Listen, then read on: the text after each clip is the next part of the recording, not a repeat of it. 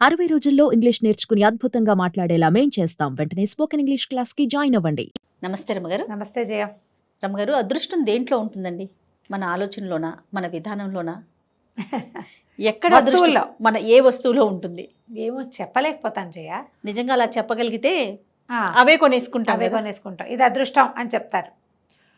పాల పిట్టను చూస్తే అదృష్టం. అవును. ఆ చిన్నప్పుడు గోరింకలు 2 గోరింకలు జంట కనిపిస్తే మనం ఆ రోజు అనుకుని పని అవుతుంది. ఏదైనా అది కనపడంగానే ఒకటి అనుకుంటే జముడికాయ కనిపిస్తే అదృష్టం. ఉమ్, ఏదో కనపడితే అదృష్టం. ఈ వస్తువులు పెట్టుకుంటే అదృష్టం. అదృష్ట గవ్వలు, అవును. తర్వాత అదృష్ట కాయిన్స్. ఆ ఫలానా కాయిన్ వచ్చాక ఆ టైంకి అది ప్రూవ్ అవుతుంది. ఉమ్, అదే అదృష్టం ఇంకొకటికి అవ్వదు. వెదురు చెట్లు పెట్టుకున్నాం మా ఇంట్లో, ఆ తర్వాత బాగా కలిసి వచ్చిందని చెప్తారు.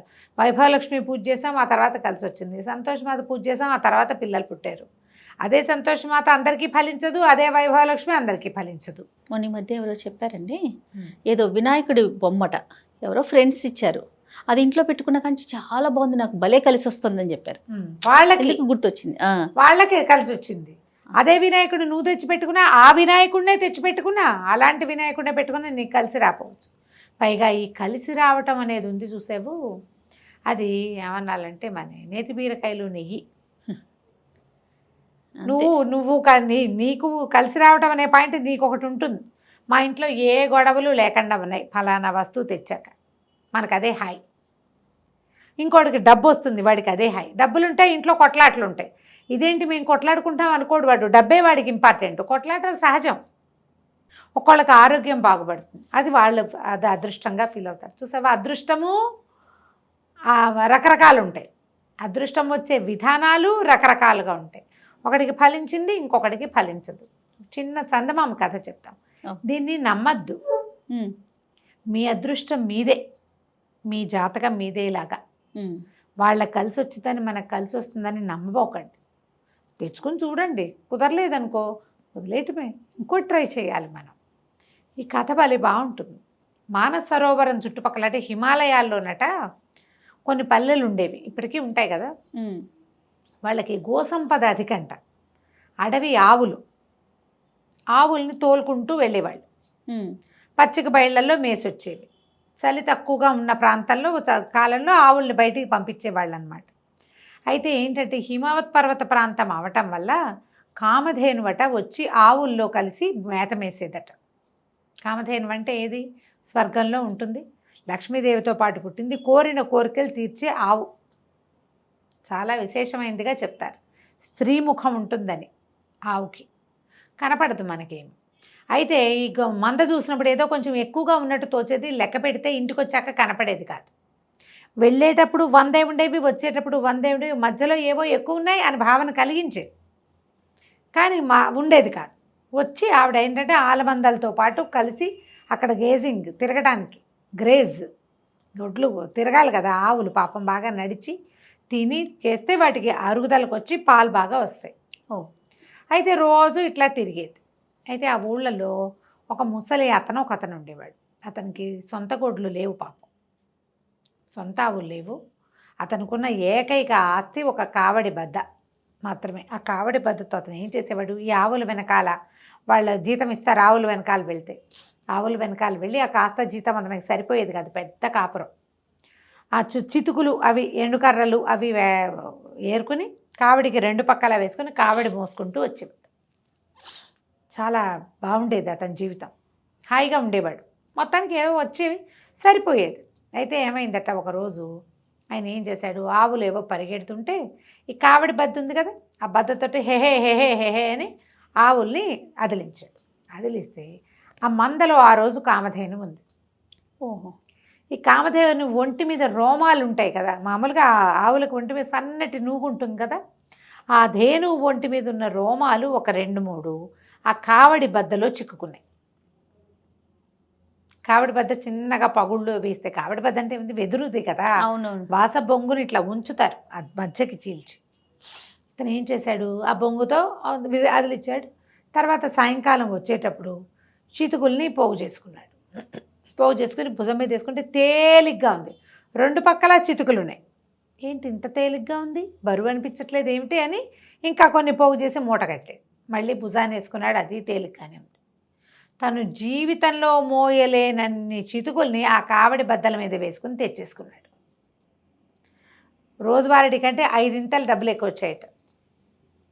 తను ఏదో తేలిగ్గా మోయగలుగుతున్నాడని తెలిసింది. ఎందుకు మోస్తున్నాడో ఆయనకు తెలీదు. రోజు ఆవుల వెనకాల పోయేవాడు. 2 పక్కల 2 పెద్ద పెద్ద మూటలు, ఒక 5-6 మనుషులు మోయగలిగేన్ని చితుకులు దొరికేవి. హాయిగా పట్టుకొచ్చేసుకునేవాడు. దాన్ని నిండా వేసుకుని భుజాన్ని మీద వేసుకుంటే పక్షి రెక్కలాగా ఉండేది. అది పక్షి కల్లే, బరువే తెలిసేది కాదు. ఇంకా ఏరలేక విసుగు పుట్టేది. ఇట్లా ప్రతిరోజు చేసేవాడు. బాగా డబ్బులు చేరినాయి, సంతోషంగా ఉన్నారు. ఈ వ్యవహారం బాగుంది కాబట్టి అతను ఆవుల వెనకాల వెళ్ళడం మానలా, ఓపిక లేపైనా పోయేవాడు. అయితే ఇలా వెళ్ళి వస్తూ చేస్తుంటే ఒక వ్యాపారస్తుడు ఒక ఆయన చూశాడు. ఏమిటి తాత, నీ పని బాగున్నట్టుంది, ఇంతంత మోసేస్తున్నావు అంటే, ఏమిటి మహత్యం, ఇంత ఎట్ట మోయగలుగుతున్నావు, ముసలివాడివి, ఏం తింటున్నావు అన్నాడు. తిండిలో ఏముంది బాబయ్య, అదే రొట్టెలు అదే కూర. మహత్యం అంతా నా కావిడి బద్దలో ఉంది. ఈ బద్దని భుజం మీద తెచ్చుకుంటే బరువే తెలియదండి. నేను ఇంటి దగ్గర బస్తా మోయలేను, కానీ కావిడి బద్దతోటి మాత్రం మోసేస్తా. ఇది మహిమగల కావిడి బద్ద అని చెప్పాడు. చెప్పి కానీ మనకు కొంతకాలం చేస్తూ ఉంటే ఇంతకుముందు ఇది లేదు, ఇప్పుడు కొత్తగా వచ్చింది అన్న అవగాహన మనకి రాదు. ఎప్పుడో స్ట్రైక్ అవుతుంది. స్ట్రైక్ అయినా దాన్ని మనం పోగొట్టేసుకుంటాం. ఈ ప్రస్తుతం లభిస్తున్న తీవ్ర సుఖం మీదే ఉంటుంది మన దృష్టి అంతా. మనుషులం కదా. సరే, ఆయన ఏమన్నాడు, ఏదే బద్ద ఇడిదే అని పుచ్చుకున్నాడు. పుచ్చుకుంటే కావిడి బద్దకి ఒక తూకంగా ఒక బరువు ఉంటుంది ఖచ్చితంగా. ఇంత పొడుగు వాసం పొంగు కదా, బరువు లేకుండా ఎలా ఉంటుంది? అవును, ఈయనది ఈకలా ఉంది. అయ్యో బాబోయ్, ఏమిటి ఇంత తేలిగ్గా ఉంది, చాలా బాగుంది, సరే నాకు ఇచ్చేసి 300 దినారాలు ఇస్తానన్నాడు. 300 అంటే ఆ ముసలివాడి జీవితాంతం కూర్చుని తినచ్చు. ఆయన ఏమనుకున్నాడు, ఇంత బరువు తక్కువగా ఉండే వస్తువుతోటి మరింతగా పనిచేయించవచ్చు పని వాళ్ళతో అని చెప్పి తీసుకున్నాడు. కానీ చేశాడు.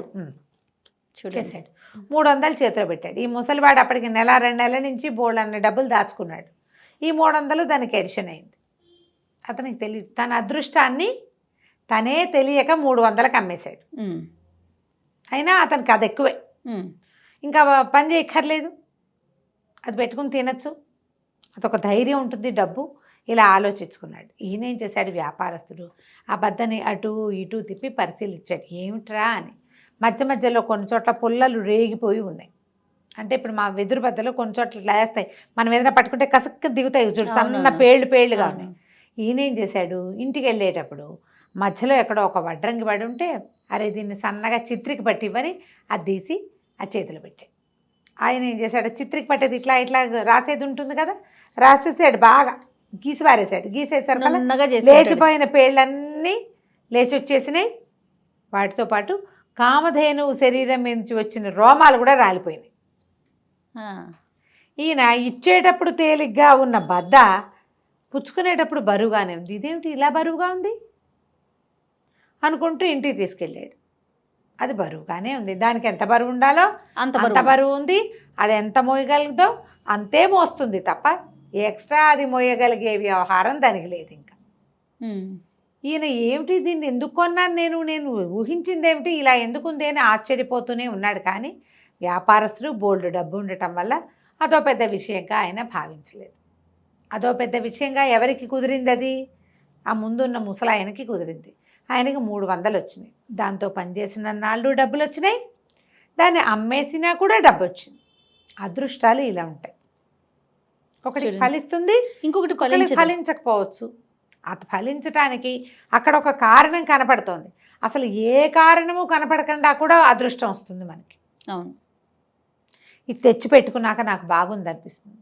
ఓ వినాయకుడి ప్రతిమ, ఓ లక్ష్మీదేవి ఫోటో, లేదా ఒక ఏమంటారు మనీ ప్లాంట్ మొక్క, ఒక కొత్త వెండి వస్తువు, ఒక బంగారు వస్తువు, అది కొన్నాక చాలా వచ్చినాయి.